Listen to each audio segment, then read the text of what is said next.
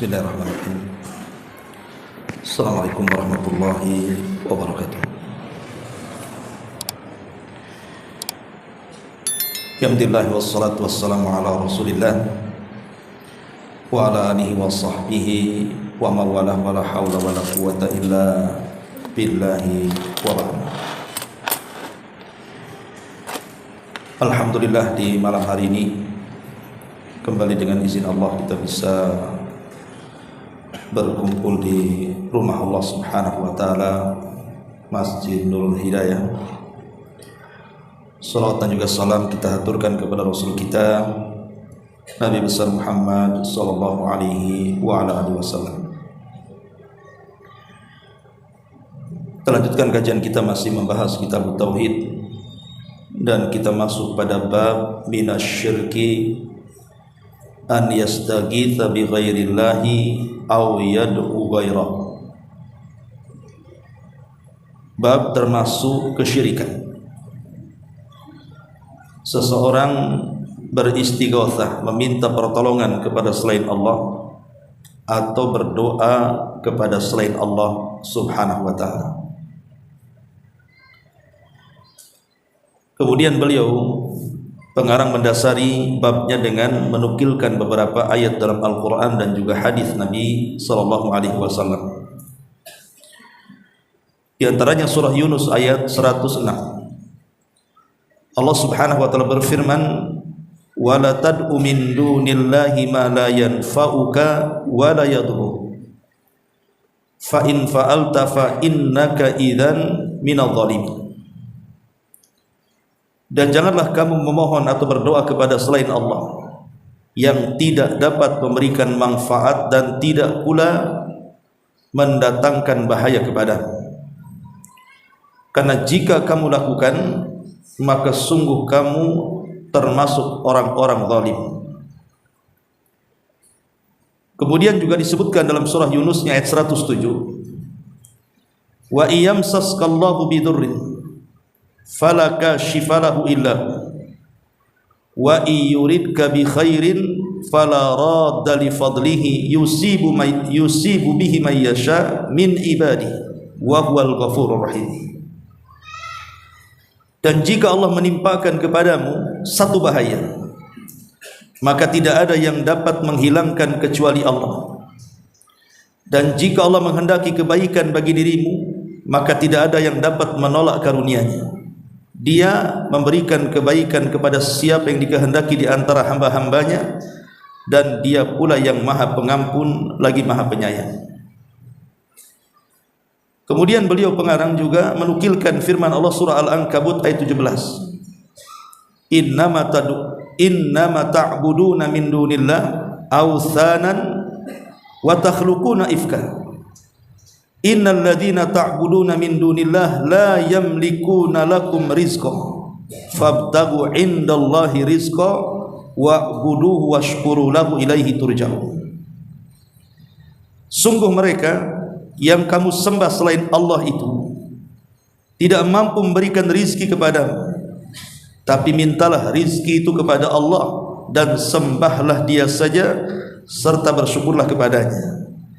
Hanya kepada Allah lah kalian akan dikembalikan. Kemudian juga beliau mendasari babnya dengan surah Al-Ahqaf ayat 5-6. Wa man adhallu mimman yad'u min dunillah ma la yastajibu lahu ila yaumil qiyamah wa hum an du'aihim ghafilun.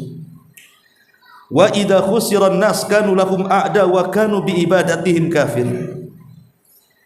Dan tidaklah yang lebih, dan siapa lagi yang lebih sesat daripada orang yang memohon kepada sesembahan selain daripada Allah, yang tidak dapat mengabulkan doa-doa sampai kiamat, dan sesembahan itu lalai dari permohonan-permohonan mereka.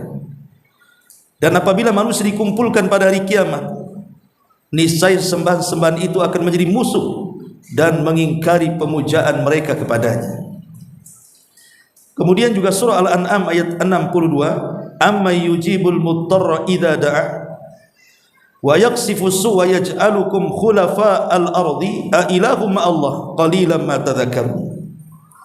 siapakah yang mengabulkan doa orang-orang yang dalam kesulitan itu di saat ia berdoa kepada Allah, dan yang menghilangkan kesusahan, dan yang menjadikan kamu sekalian menjadi khalifah di bumi? Adakah sesembahan yang hak selain Allah? Amat sedikitlah kalian mengingat Allah subhanahu wa ta'ala. Kemudian yang terakhir, beliau menukilkan sebuah riwayat rawa at-Tabrani bi isnadihi annahu kana fi zamanin Nabi sallallahu alaihi wasallam munafiqun yu'dhil mu'minin faqala ba'duhum qumu bina nastaghithu bi Rasulillah sallallahu alaihi wasallam min hadzal munafiq faqala an-nabiy sallallahu alaihi wasallam innahu la yustaghatsu bi innama yustaghatsu billah. Al-Imam At-Tabrani dengan menyebutkan sanadnya meriwayatkan bahwa pernah ada di zaman Rasul seorang munafik yang selalu menyakiti orang-orang yang beriman.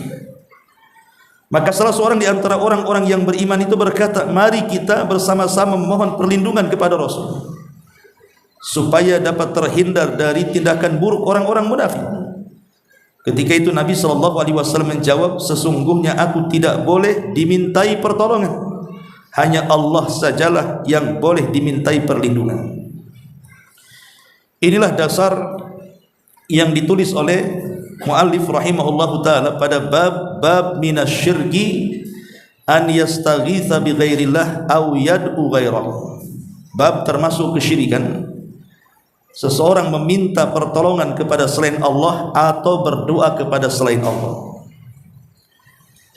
Berarti di sini ada dua bab. Pertama bicara istighatsah, yang kedua bicara doa. Lalu apa beda dengan doa dan istighatsah itu? Ulama mengatakan bahwa doa itu lebih umum, sementara istighatsah itu lebih khusus. Artinya setiap doa tidak masuk padanya istighatsah. Tadi setiap doa tidak mesti istighatsah, bisa saja isti'adzah. Tetapi setiap istighatsah pasti di dalamnya mengandung doa. Atau kita balik, setiap istighatsah dia doa, tapi tidak setiap doa istighatsah, karena makna doa itu lebih umum dibandingkan istighatsah. Ma'asyiral muslimin yang dimuliakan Allah Subhanahu wa taala, lah pengarang memasukkan istighatsah kepada selain Allah atau berdoa kepada selain Allah itu bagian daripada syirkul akbar. Jadi beliau sedang mencontohkan kesyirikan yang besar, bukan syirik kecil. Berarti kalau bicara tentang syirkul akbar, syirik besar, konsekuensinya pelakunya keluar dari Islam, amalannya digugurkan semuanya. Kalau mati tidak bertobat kepada Allah Azza wa Jalla, dipastikan masuk neraka dan dikekalkan di dalam. Jadi masalah ini bukan masalah kecil, tapi menyangkut kesyirikan kepada Allah Subhanahu wa taala yang merupakan syirkul akbar, syirik besar. Kenapa istighatsah ataupun berdoa kepada selain Allah itu dinyatakan syirkul akbar ini?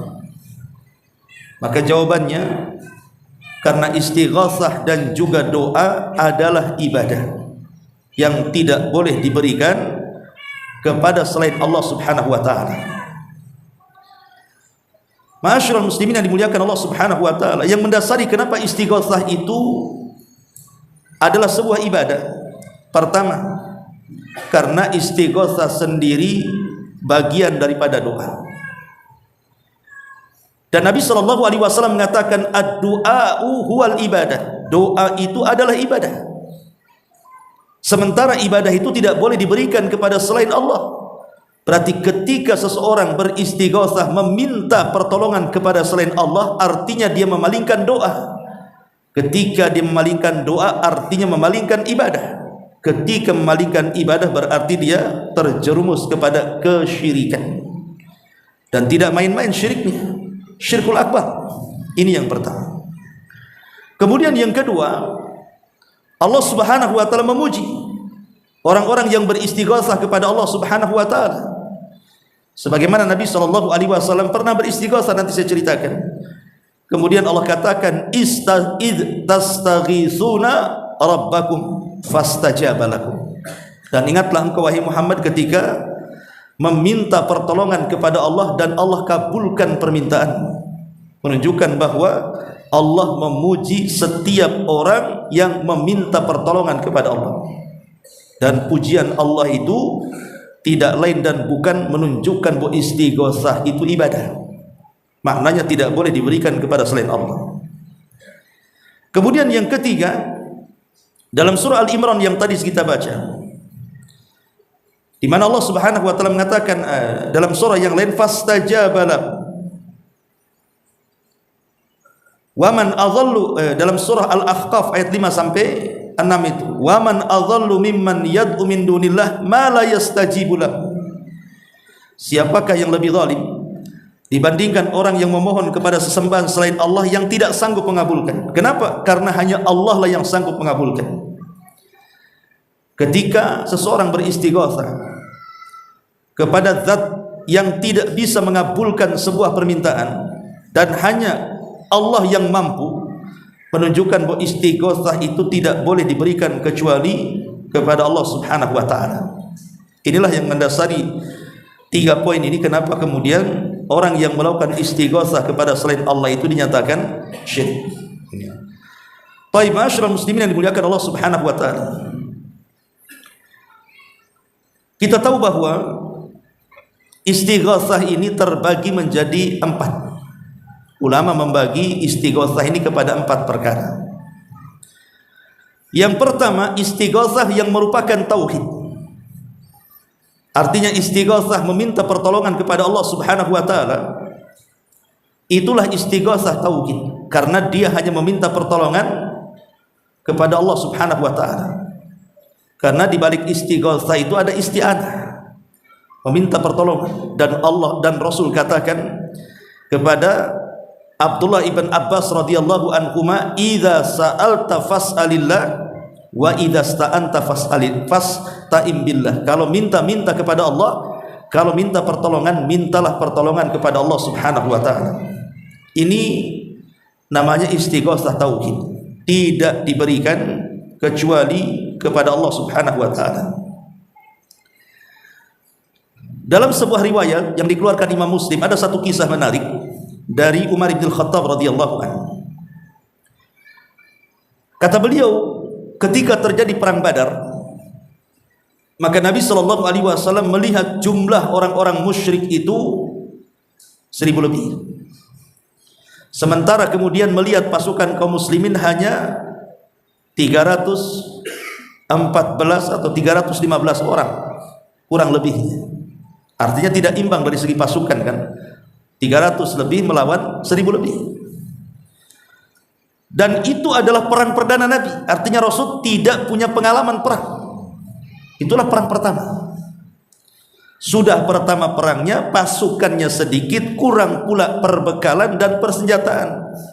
Sementara musuhnya sudah terbiasa perang, jumlahnya pula banyak, persenjataan pula lengkap. Jadi enggak imbang di sini. Tapi Nabi SAW di malam hari ketika keesokannya hendak terjadi perang Badar, maka Nabi SAW dijelaskan dia pun beristighosah kepada Allah Subhanahu wa taala, meminta pertolongan, karena di saat itu adalah saat genting-gentingnya. Makanya istighosah itu lebih identik kepada meminta pertolongan kepada Allah di saat-saat genting. Lah di antara doa yang dipanjatkan Nabi sallallahu alaihi wasallam adalah Allahumma anjiz li ma wa'adtani. Ya Allah, buktikan janji yang kau telah janjikan kepadaku. Allahumma tini ma wa'adtani. Ya Allah, berikanlah, kabulkanlah setiap janji yang telah kau janjikan kepadaku. Allahumma intahlik hadhil isabah min ahlil Islam lan tu'bad fil ardi abada. Ya Allah, kalau engkau hancurkan kelompok yang sedikit ini dari kalangan penduduk Islam, maka selamanya engkau tidak akan disembah di permukaan bumi, kata Rasul. Jadi Nabi SAW terus berdoa seperti itu, sementara tak sadar selendangnya jatuh, saking khususnya berdoa itu.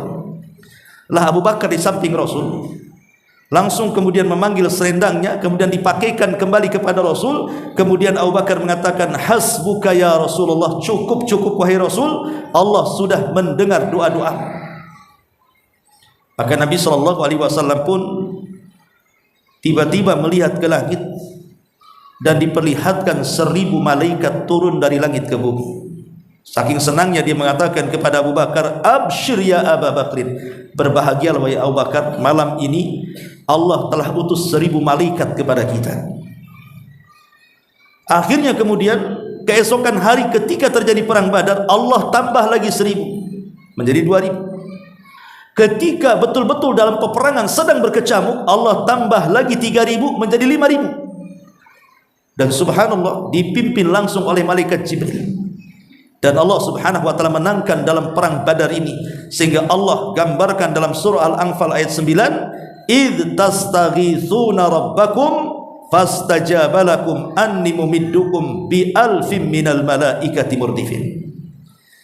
Dan ingatlah ketika engkau meminta pertolongan kepada Rabb kalian di malam yang keesokannya akan terjadi perang Badar. Fastajaba lakum, Allah kabulkan permintaan kalian. Dan kami berikan kepada kalian bantuan para malaikat yang turun untuk membantu kalian. Lihat bagaimana Nabi SAW mencontohkan bahwa istighatsah itu tidak boleh diberikan kecuali kepada Allah. Inilah namanya istighatsah tauhid. Ini contoh yang pertama. Contoh yang kedua, hadis yang dikeluarkan Imam Muslim dan juga Bukhari meriwayatkan hadis ini dari Anas bin Malik radhiyallahu anhu. Jadi satu hari, kata Anas bin Malik, anna rajulan dakhala al-masjid yaumal jum'ah. Jadi ada seorang laki-laki di hari Jumat masuk ke dalam masjid.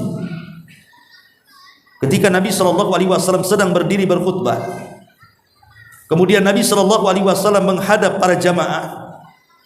Tiba-tiba kemudian seorang badui ini berdiri dan mengatakan, ya Rasulullah, halakatil amwal wanqata'atis subul. Rasul, harta-harta kami telah hancur binasa. Jalan-jalan sudah terputus di mana-mana, kekeringan di mana-mana. Fad'ullaha yughithuna, maka mintalah kepada Allah agar Allah membantu kami, menolong kami. Maka Nabi SAW langsung mengangkat kedua tangannya, kemudian mengatakan, Allahumma aghithna, Allahumma aghithna, Allahumma aghithna, ya Allah tolong kami, ya Allah tolong kami, ya Allah tolong kami. Kata Anas bin Malik radhiyallahu anhu, wallahi demi Allah, kata dia, ma nara fis samai min sahabin wala qar'atin wa ma bainana wa baina sal'in min baitin wala darin. Kata Anas bin Malik radhiyallahu anhu mengatakan, demi Allah, kami tidak pernah melihat di langit kecuali ada awan pekat hitam, kemudian tiba-tiba turun hujan, dan tidak ada satupun rumah dan tempat kecuali dihujani. Subhanallah, lihat bagaimana dikabulkannya doa Nabi SAW. Ini namanya istighatsah namanya. Makanya istisqa juga disebut istighatsah. Meminta hujan itu juga disebut istighatsah, karena istisqa itu meminta sesuatu kepada Allah di saat kegentingan terjadi. Gimana tidak genting kalau kering kelontang, tidak ada hujan, kemudian tumbuhan mati, kemudian kita juga kehausan dan begitu seterusnya. Maka sebagian para ulama mengistilahkan istisqa itu sebagai istighatsah. Karena di sini Rasul mengatakan Allahumma aghithni. Subhanallah. Dari mulai Nabi SAW berkhutbah, setiap hari terjadi hujan, sampai desa orang yang meminta hujan itu sampai kelap desanya itu, banjir di mana-mana. 1 minggu hujan terus. Di Batam aja kalau 3 hari hujan terus-terusan gak berhenti, kan banjir itu.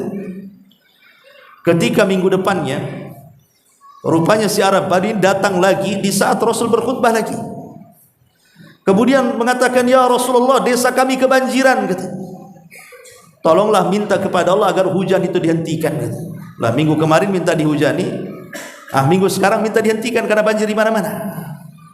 Maka Nabi SAW kemudian berdoa agar hujan itu dipindahkan ke tempat-tempat yang tidak membahayakan. Allahumma hawalaina wala alaina. Ya Allah, semoga jangan kau jadikan hujan itu madarat kepada kami, tetapi jadikan hujan itu pindahkan ke tempat lain. Pindahkan ke tempat yang tumbuh pohon-pohon, lembah-lembah, gunung-gunung, dan begitu seterusnya. Lah syahidnya di sini Nabi SAW berdoa kepada Allah. Inilah istighatsah namanya. Istighatsah tauhid, berdoa kepada Allah Subhanahu wa taala, meminta agar Allah menolong kita. Ini yang pertama. Yang kedua, istighatsah kepada selain Allah, dan ini terbagi menjadi tiga. Istighatsah kepada selain Allah Subhanahu wa taala. Pertama, istighatsah kepada selain Allah Subhanahu wa taala ada hukumnya yang dibolehkan. Boleh seseorang itu beristighatsah kepada selain Allah Subhanahu wa taala, tapi dengan 4 syarat. Bolehnya kita meminta pertolongan kepada selain Allah itu kalau memenuhi 4 syarat. Pertama, orang yang diminta istighatsah itu harus meyakini sepenuhnya bahwa tidak ada yang dapat memberikan manfaat atau madarat kecuali seizin Allah Subhanahu wa taala. Jadi orang yang meminta istighatsah kepada orang lain harus meyakini sepenuhnya bahwa tidak ada yang dapat mendatangkan manfaat ataupun madarat kecuali hanya Allah. Yang kedua, yang dimintai pertolongan itu atau istighatsah di situ, antum yakini dia bisa nolong. Kalau antum tidak yakin dia bisa menolong, maka tidak boleh. Kemudian yang ketiga, orang yang dimintai pertolongan itu orangnya harus masih hidup. Sebab meminta pertolongan kepada orang mati percuma. Orang mati tidak bisa apa-apa, mendengar aja tidak, apalagi mengabulkan. Maka harus orang yang dimintai pertolongan itu betul-betul dia masih hidup. Dan yang terakhir, yang dimintai pertolongan harus hadir dan mengetahui apa yang kita minta. Kalau terpenuhi 4 syarat ini, boleh seseorang itu meminta pertolongan kepada selain Allah Subhanahu wa taala. Contoh, di zaman Nabi Musa alaihi salatu wassalam, ketika Nabi Musa berjalan-jalan di salah satu gang dari gang-gang kota Mesir, tiba-tiba Musa ini melihat ada anak muda yang sedang bertengkar. Satu anak muda dari Bani Israel, yang satu anak muda dari kaum Kipti, anak pejabat Fir'aun. Lah ketika terjadi perkelahian didekati Nabi Musa, maka kemudian anak muda dari Bani Israel ini tiba-tiba memanggil Musa dan mengatakan, "Wahai Musa, tolong aku." Maka Musa pun menolong anak muda dari Bani Israel. Entah masalahnya apa, tiba-tiba Musa membunuh anak muda dari kaum Kipti, anak pejabat itu, tanpa maksud membunuhnya. Gak ada maksud membunuhnya, tiba-tiba mati dia. Dipukul Nabi Musa, tiba-tiba mati. Disebutkan di dalam surah Al-Qasas, perhatikan suratnya, wa dakhalal madinata ala hini ghaflati min ahliha fawajada fiha rajulani yaqtatilani hada min syi'atihi wa hada min aduwihi fastaghathahu alladhi min syi'atihi ala alladhi min aduwihi. Dan Musa masuk ke kota Madinah, maksudnya Madinah itu kota Mesir, ketika penduduknya sedang lengah. Maka didapatinya ada di dalam kota itu 2 orang laki-laki yang berkelahi, yang seorang dari golongannya maksudnya Bani Israel, dan seorangnya lagi dari musuhnya maksudnya kaum Fir'aun. Lihat bahasa Quran, fastaghathahu alladhi min syi'atihi. Maka istighatsahlah anak muda dari Bani Israel itu, istighatsah meminta pertolongan kepada siapa? Kepada Musa. Maka Musa pun kemudian menolong orang itu, fawakazahu Musa faqadha alaihi. Maka Musa pun kemudian memukulnya dan meninggallah anak muda dari kaum Kipti di sini. Di sini ada kalimat fastaghatsah. Anak muda itu minta pertolongan kepada Musa dan Musa menolongnya. Berarti apa? Boleh meminta pertolongan kepada selain Allah selama tadi kita tidak meyakini bahwa yang mendatangkan dan madarat dia, tetap kita yakini Allah. Kemudian yang kedua, dia sanggup menolong. Kemudian yang ketiga, dia masih hidup. Kemudian yang keempat, dia hadir dan tahu permintaan tolong kita kepada dia. Berarti meminta kepada istighatsah kepada selain Allah itu dibolehkan dengan syarat-syarat yang telah ditentukan para ulama. Ini yang kedua. Kemudian yang ketiga, istighatsah yang terlarang. Istighatsah yang diharamkan Allah Subhanahu wa taala. La istighatsah yang diharamkan Allah Subhanahu wa taala ini adalah istighatsah yang diberikan kepada selain Allah dalam perkara-perkara yang tidak sanggup menolong kecuali Allah. Contoh umpamanya, seseorang minta pertolongan kepada orang lain agar dimasukkan ke dalam surga, agar dikeluarkan dari api neraka, agar diluaskan rezekinya, agar didekatkan jodoh, ataupun agar nasibnya dirubah.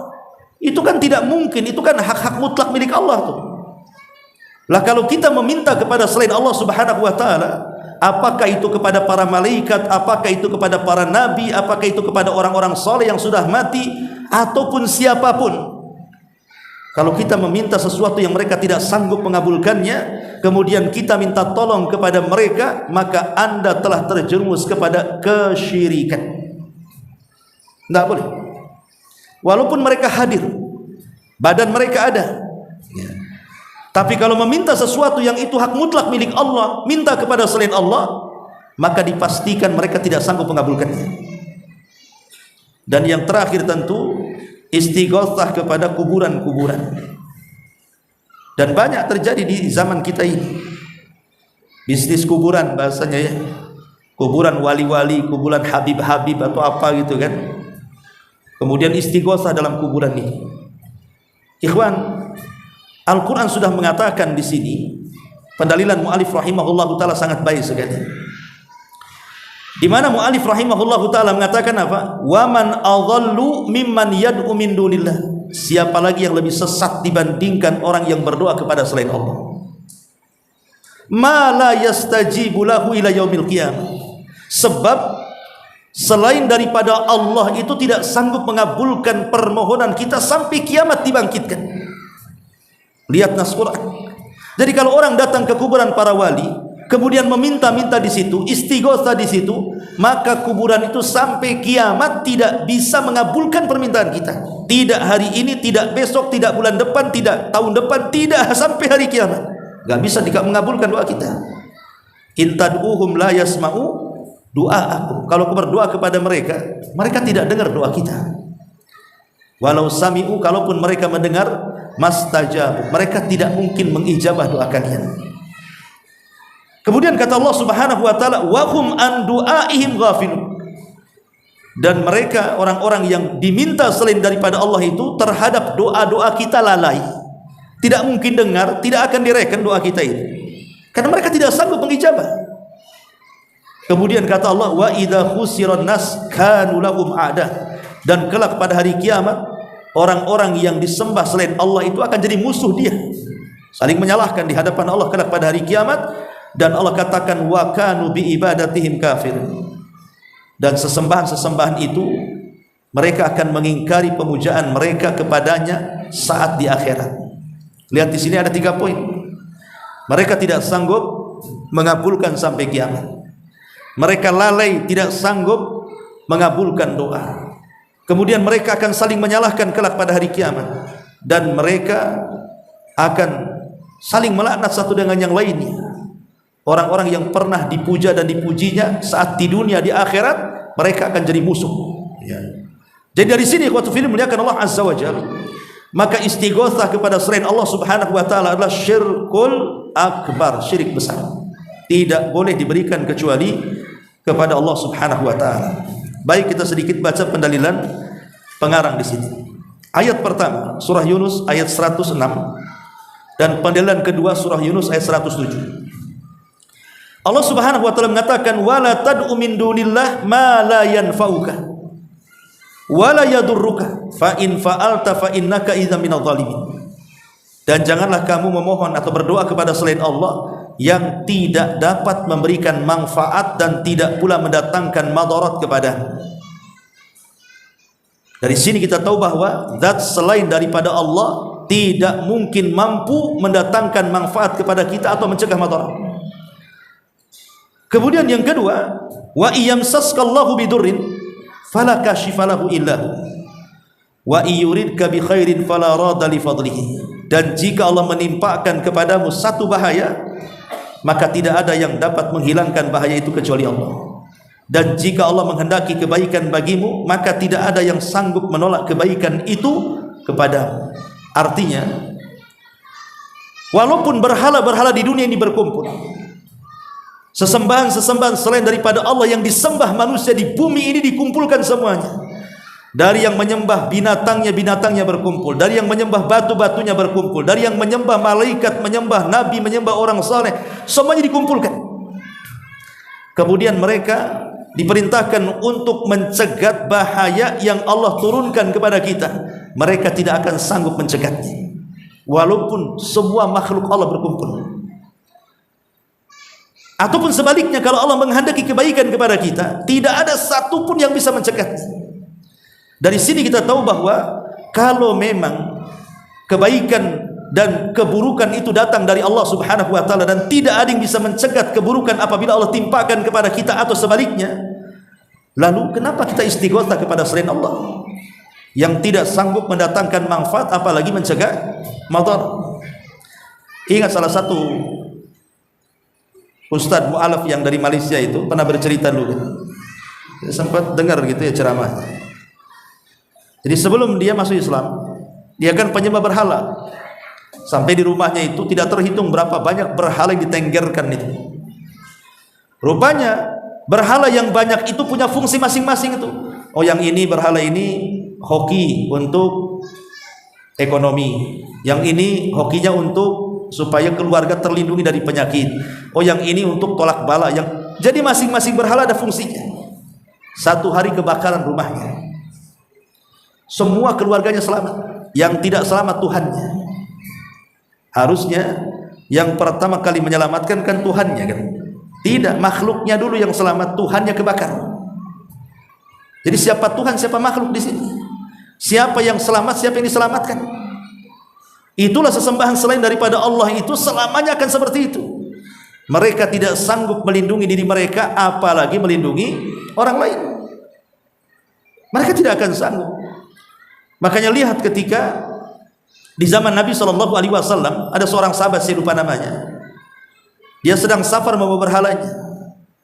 Kemudian berhalanya disimpan, dia pun kemudian pergi lupa tidak mau berhala. Ketika sampai rupanya ada anjing sedang kencing dan mengencingi berhalanya.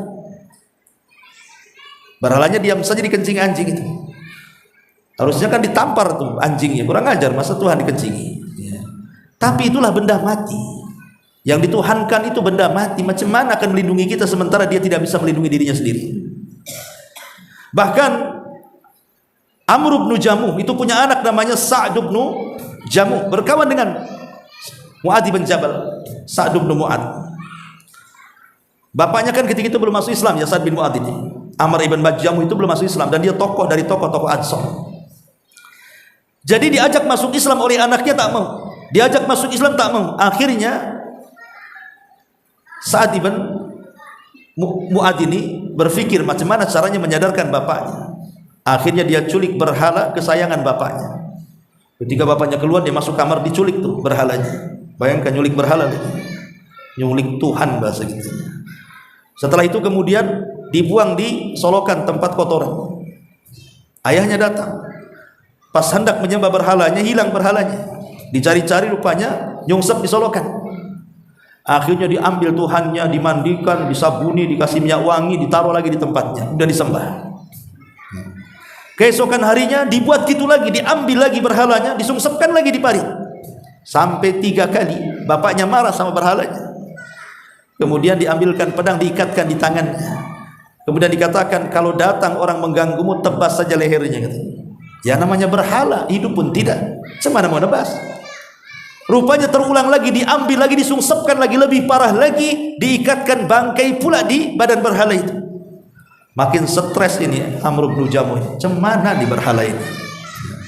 Sampai dia mengatakan, kalau engkau Tuhan mestinya kau bisa melindungi dirimu sendiri. Dari situ dia sadar, akhirnya dia masuk Islam. Sama dengan kisahnya Ikrimah bin Abi Jahal. Ikrimah putra Abu Jahal itu kan, itu salah satu dari orang-orang yang merupakan target yang harus dibunuh. Ketika Nabi SAW Fatu Mekah, kan ada orang-orang yang tidak dimaafkan oleh Nabi SAW.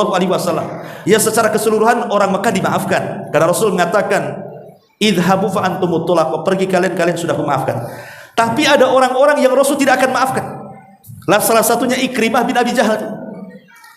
Akhirnya dia lari dari Mekah bersama kawan-kawannya, kemudian naik perahu hendak menuju negeri Syam. Di tengah lautan tiba-tiba ada gelombang yang sangat besar, hampir mengaramkan perahunya. Orang-orang yang dalam perahu itu kemudian memberikan ide kepada orang-orang lainnya, yang diantaranya Ikrimah bin Abi Jahal mendengarkan. Kata orang ini, hari ini kita harus betul-betul berdoa kepada Allah Azza wa Jalla. Singkirkan berhala-berhala kalian. Jangan ada yang memanggil Lata, Uzza, Manat, Hubal, karena hari ini tidak ada yang bisa menolong kita kecuali Allah. Itu orang-orang musyrik itu mengatakan seperti itu. Jadi ketika mereka sedang genting itu sudah lupa berhala, yang ada hanya Allah saja. Itu fitrah mana namanya. Jadi Ikrimah bin Abi Jahal itu dengan ucapan tersebut terpengaruh dia. Dia mengatakan, berarti kalau aku selamat dari gelombang yang sangat besar ini dan tidak ada yang menyelamatkan kecuali Allah, berarti yang menyelamatkan aku juga di daratan pasti Allah. Kemudian dia berjanji, demi Allah, kalau aku diselamatkan oleh Allah dan aku tidak jadi mati di tengah lautan ini, aku akan datang kepada Nabi dan masuk Islam. Dan Allah takdirkan setelah mereka berdoa khusyuk kepada Allah Subhanahu wa taala, rupanya kapalnya tak jadi karam, selamat. Akhirnya karena dia sudah berjanji, datang dia kepada Nabi, kemudian masuk Islam. Dan Rasul sangat senang dengan keislaman Ikrimah itu. Kenapa? Karena dia putra daripada tokoh besar Abu Jahal kan itu, yang merupakan musuh Nabi SAW. Lah, dari sini Allah Subhanahu wa taala mengatakan, ammay yujibul mudtarra idza da'a, siapa yang bisa menghilangkan madarat kepada orang yang berdoa kepada Allah Subhanahu wa taala kecuali Allah. Ya, maka dari sini tidak ada yang bisa mendatangkan manfaat atau mencegah madarat kecuali kepada Allah. Maka jangan istighatsah kepada selain Allah. Karena kenyataannya begini, ikhwan. Kalau kita lihat di masyarakat, rata-rata istighatsah itu, tradisi istighatsah yang berbau kesyirikan itu selalu di dalamnya terdapat kesyirikan besar. Seperti disertai tumbal-tumbal. Itu banyak terjadi. Dan itu kita lihat di beberapa tempat di Jawa umpamanya kan, ada orang yang meminta pertolongan kepada selain Allah Subhanahu wa taala dengan cara menyembelih hewan, kemudian kepalanya diletakkan di gunung-gunung, dipendam-kendam, dilempar ke lautan, dilempar ke lumpur-lumpur. Seperti yang terjadi di Lapindo itu, bukan kepala kambing, sak kambing-kambingnya dilempar. Belum lagi di pesisir laut selatan itu, hampir setiap tahun melemparkan kepala kerbau. Kemudian yang di gunung-gunung. Jadi terkadang istighatsah itu selalu diiringi dengan tumbal di negeri kita ini. Nah, ini kan kesyirikan, ikhwan. Kesyirikan kepada Allah Subhanahu wa taala. Tidak boleh seseorang itu menumbalkan hewan kepada selain Allah, karena Rasul yang mengatakan, la'anallah man dzabaha li khairillah. Allah melaknat siapapun yang menyembelih kepada selain Allah Subhanahu wa taala. Ma'asyiral muslimin yang dimuliakan Allah Azza wa Jalla. Ataupun ada sebagian orang yang memanggil-manggil para wali tertentu gitu kan, dengan memanggil-manggil seperti memanggil Syekh Abdul Qadir Jailani, kemudian memanggil-manggil wali kutub atau wali-wali apa gitu kan. Seperti tradisi orang-orang Syiah, mereka datang ke kuburan kemudian memanggil-manggil nama orang yang dikubur itu, kemudian meminta pertolongan di situ. Ini semua kesyirikan. Kesyirikan yang harus diberantas, karena kesyirikan ini membahayakan bagi kehidupan individu kita dan kehidupan masyarakat kita, bahkan berbangsa dan bernegara. Wallahu a'lam bishawab. Subhanakallahumma bihamdika asyhadu an la ilaha illa anta astaghfiruka wa atubu ilaik. Allahu taala alam. Assalamualaikum warahmatullahi wabarakatuh.